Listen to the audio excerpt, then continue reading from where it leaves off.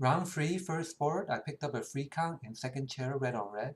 It was the opponent's hand, and they had an uncontested auction, 2/1 auction. North opened a heart, South bid 2 clubs, North bid 2 no, and South raised to 3. So I was on lead against 3 no trump, and I had another lead problem. Now here, my long suit was in hearts, which was declared suit, so leading that suit was out, and pretty much the lead decision was between a spade and a diamond. And I chose the spade for several reasons. One is my hand was relatively weak, so there was little chance that I can set up my own suit, and I should try to set up my partner's suit. And also, the fact that my hand was relatively weak marked partner with some values, and the best way to hit his values is to try to hit his suit, not mine. And the third reason was that if you look at the spots, my spades were actually stronger. I had Jack 10 of spades and only the 10 of diamonds. So for these reasons, I led the spade, Jack of spades, and dummy put down a little bit of extra values, 15 count with solid clubs. On the spade lead, declare play low from dummy, and partner play low, which was upside down, so the low card was encouraging, and declare won the king. He next led the 9 of diamonds, which I covered, and the queen of diamonds and dummy lost to partner's ace, and partner continued a heart, which declared won the ace. And at this point, it was good to count out the high cards. Pretty much all the high cards were known at this point, minus possibly the Jack of hearts. We know that declare has the king of spades, ace of hearts, and the king of diamonds because partner denied it when he won the ace, and probably the king of hearts as well.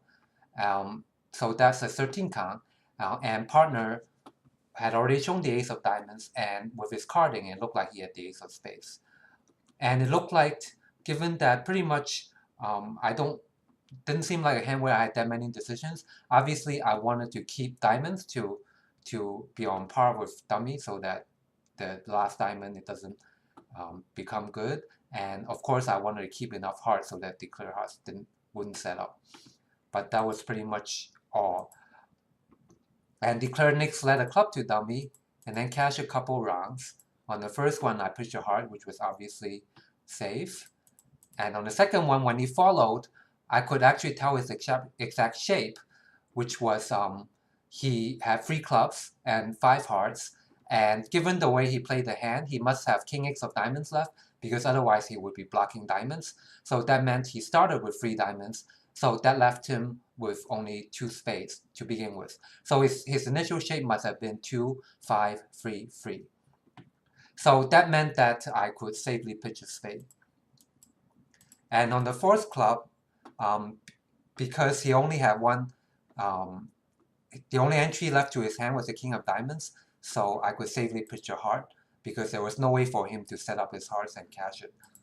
And then on the 5th club, declare pitch a heart, and at this point, I was actually possibly squeezed because if declare had the 9 of spades, I'm pretty much forced to keep my red card, so I had to pitch a spade. So if declare had the 9 of spades, I would have been squeezed out of the spade, and he would have been able to lead a spade to his 9 to set up a trick there. But I'll show you the full hand. Declare did not have the 9 of spades, so pretty much the hand was over at this point. My spade, this card did not cost, and declare was essentially cashing out at this point. And when diamonds didn't break, we had the last 2 tricks. So declare took his 10 tricks, and we got 3 tricks, and this was minus 630. And notice a couple more things to point out. Pretty much it looked like this was pretty much on the lead. If you lead a spade, you hold declare to 10 tricks, while if you lead a diamond, you let him make 11. And a further point was that, if you recall, declare played the 9 of diamonds at trick 2, which actually looks like a mistake, because on a different layout, diamond could have been 10 doubleton or even 10 singleton, and playing the 9 would give up on that, and there was really no good reason to do that on this layout. So anyways, that was minus 630, and that got us a surprisingly good board, 74%. And given the 74%, it's pretty easy to guess what happened. Pretty much half the field were minus 630 and half the field were minus 660 with one outlier.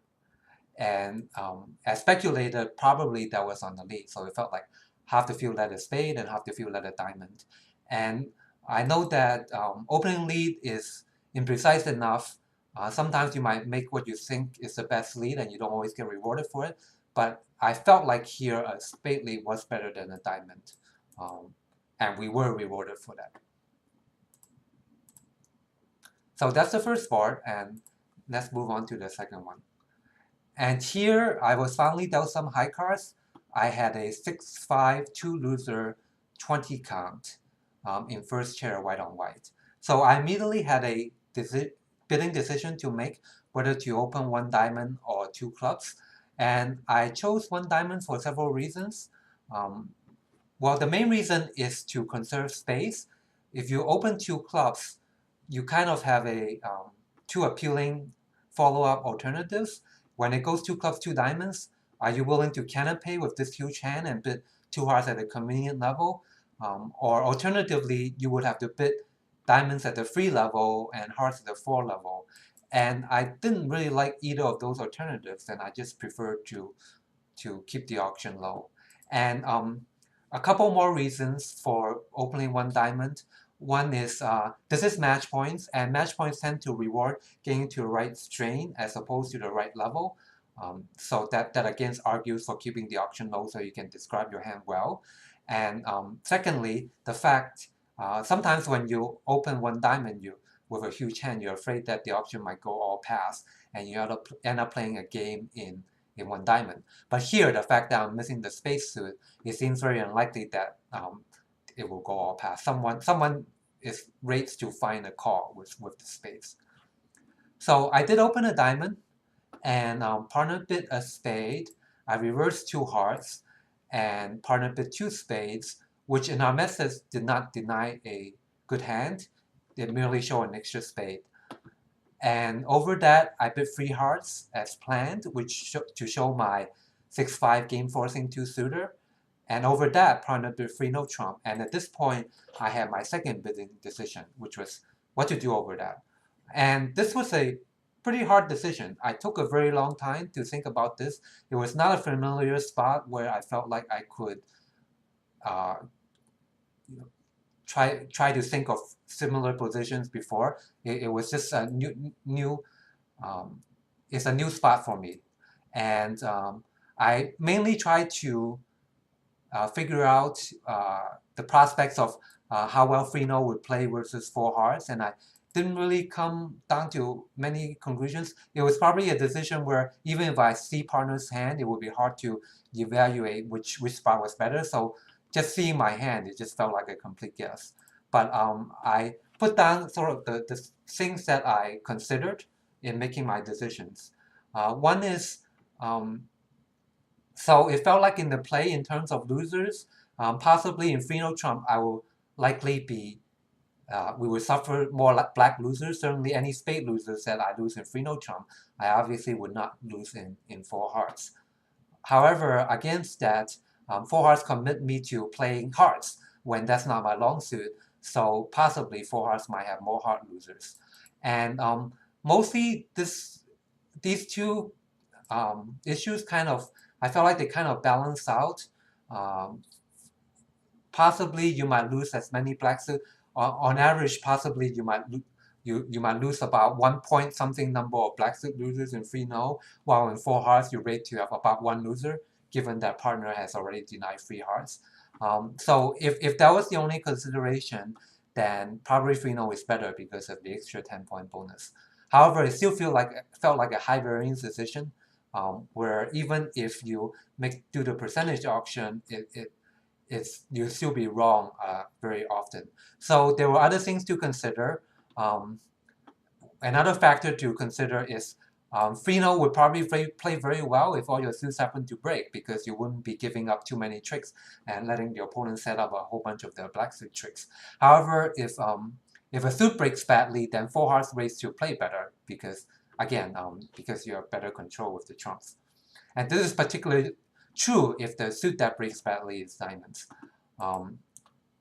Another thought, which was not a huge consideration, but I felt obligated to mention it because it actually manifests itself on this layout. Is in 4 hearts you can possibly rough diamonds.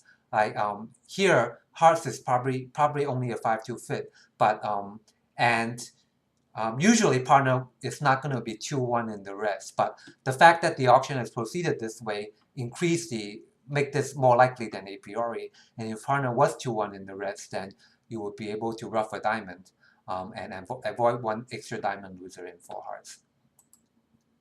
Another couple issues in favor of 4 hearts. One is 4 hearts keeps the most likely slam in play. Probably at this point, I had no, I never, given this start, I pretty much, with this misfit sounding auction, there was no way I would have wanted to be in 6-no, and 4 hearts is probably a 5-2 fit, so I didn't want to be in that slam either, and the most likely slam is probably a 6-2 diamond fit, and in fact, if I had bid 4 hearts, and if partner had raised me to 5 diamonds, then I would have continued on to 6 diamonds. So 4 hearts gives us a chance to get to, it's basically gives us a chance to get to 6 diamonds.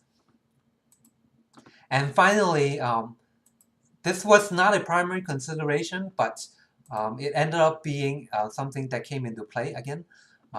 It's pretty easy even just looking at single dummy and imagining the play. We can see that 4 hearts is probably pretty easy to play. While 3-no trump, regardless of partner's hand, it's very likely to be there will be a lot of decisions to make. The opponents might be attacking a suit in which you are weak, and you might have to guess which suit to attack. And there is almost certainly entry troubles. So so 4 hearts would be easier to play. And this issue ended up magnifying itself because I had taken quite a bit of time at this point, and we're actually under time trouble. So it was just as well that I ended up making a decision on a contract that rated to be easier to play. So I did end up choosing 4 hearts, and this went all past, so I was declaring 4 hearts. And in 4 hearts, the opponents led a club, and as you see, this play problem was easy. I finessed the club, and this lost to the king. I dropped the queen, they continue a club, which I won in dummy, and then I let a diamond to my hand, rough a diamond, let a heart to my hand, and claim. Losing however many heart tricks I was going to lose, and since hearts were free, I ended up losing no heart tricks, and I ended up making 6. And as you see on this, certainly on this double dummy layout, picking hearts was the right strain. It's a strain that was going to score better regardless of what they lead. And obviously no trump wasn't, with the king of clubs offside, and diamonds breaking badly. 6-no trump cannot make more than 11 tricks, and can easily make fewer. And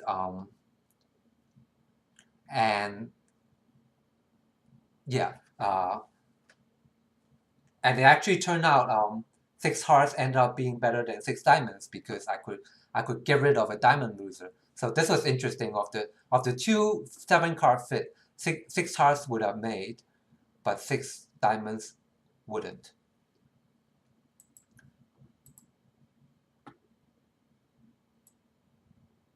So that was plus 80 for us, and we got 50% of the match points, and we can kind of look at why. And you can see the field, this was certainly a bidding problem. The field was all over the place, and probably more than half the field ended up in slam, but only half the field ended up in a reasonable slam, which in a red suit contract.